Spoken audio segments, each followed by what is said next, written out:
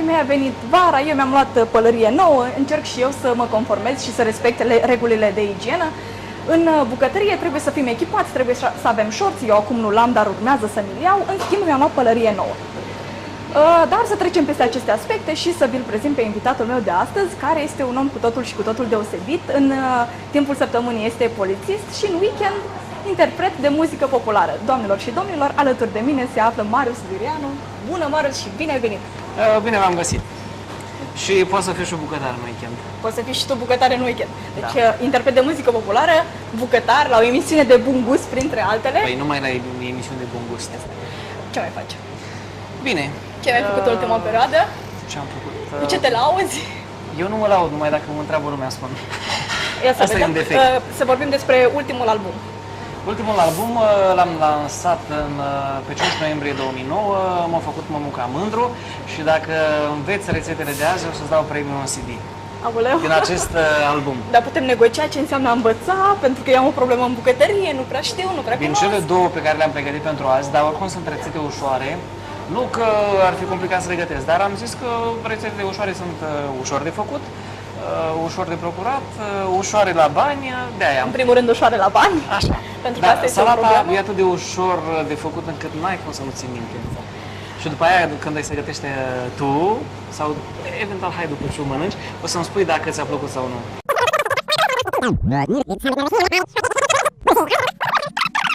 Gata? Stai că nu stau bine eu. Așa.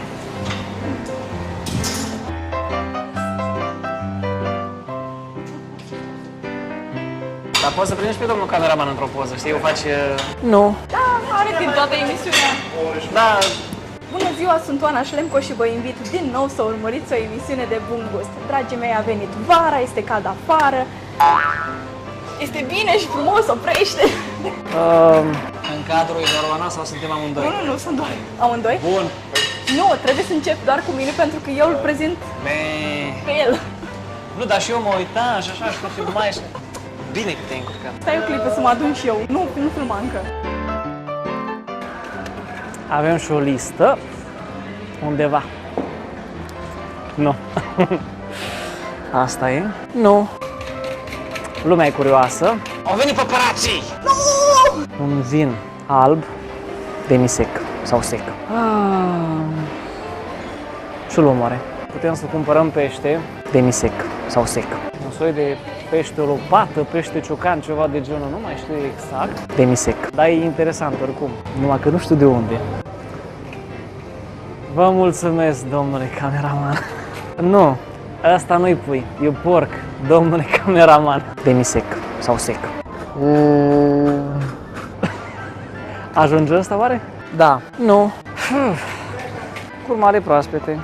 Cumpărați de la firma, se numește, și smochinele sunt grozav de bune, de la firma, da, am monopolizat locul. Puneam ceva, nu mai știu ce, și, ce spuneam oare? Nu știu. Încercam să-mi aduc aminte ce spuneam, nu reușesc. Da. Ce m-aș face eu fără ajutor? Așa.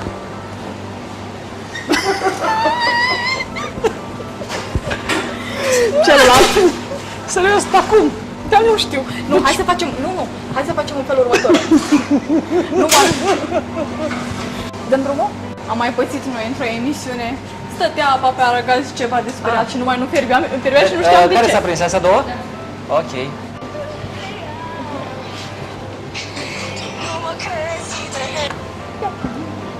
Știți cine mă suna? Proprietara rețetei, ca să spun, mă rog, de la cine am învățat-o. Reiau. Acum vreo 2 ani de zile am fost invitat la... mă bâlbâi. Reiau. O fierbe oala, apa din oală, așa ca la mama acasă. Ce urmează să facem acum? Spune și dumneavoastră, nu este mărunt morcovul meu? Nu. Mulțumesc, Marius. Eu sunt îndrăgost prin excedență, dacă vreau. Mi-ai pus gând rău. Am înțeles că m-ai păcălit, vei folosi doar jumătate din cantitatea de ceapă tăiată. Da, dar voiam să vedem dacă... Cât rezist, am înțeles. Nu e nimic, lasă că pe parcurs recuperăm. Ok. Fuga. Nu, Dar ce am uitat? Sare. Aveți piper? nu. Aici cum dau mai încet? Adică la un foc mic. Ok.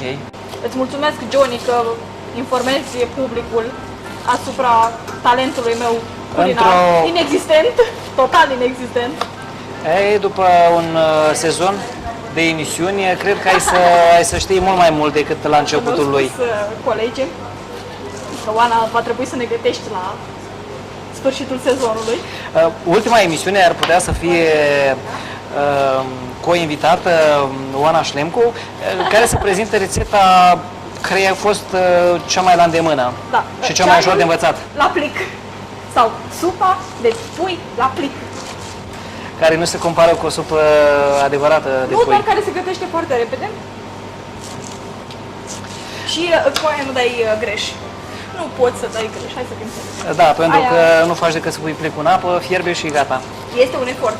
Nu, deci mergi la magazin, îl cumperi, la legi, te uiți să vezi termenul de valabilitate și așa mai departe. Cum este o operațiune foarte grea. Da. N-am pus foarte mult, nici sare, nici... Sună telefonul.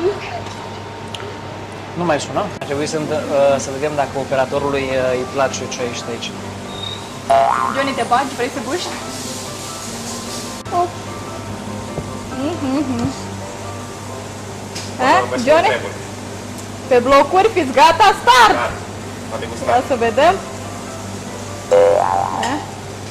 Zâmbește la cameră, spune... Bun? Foarte bun.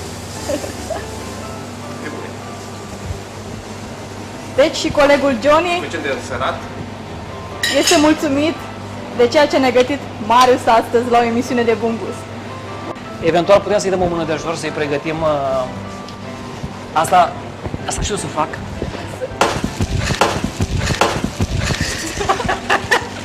S-a prins.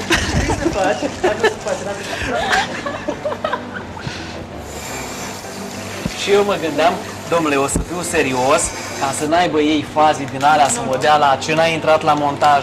Deci am început Măi, să dar se aude l-auzi? bătuta. Îl auzi? Nu. Ok. Am un obicei fantastic să pun coatele pe masă. Da, și eu așa mă simt cel mai bine. Mulțumesc mult încă o Mare dată. drag. Vă mulțumim că ne-ați urmărit, că ați fost alături de noi și în această după-amiază. Să aveți o zi frumoasă și călduroasă și stop că nu-mi place încheierea. Și mai știu o grămadă de rețete.